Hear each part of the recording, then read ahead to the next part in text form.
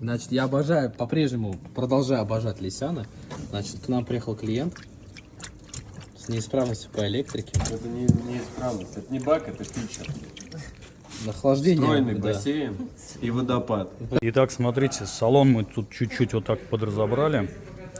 Вот на этой стороне тоже водичка. Сама вода у нас выливалась вот отсюда, с вот этой трубки конденсата, с испарителя.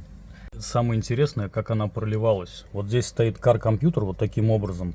Вода капала прямо на него, затекала в коннекторы кар-компьютера, протекала через него и из тех коннекторов вытекала вот на ту сторону.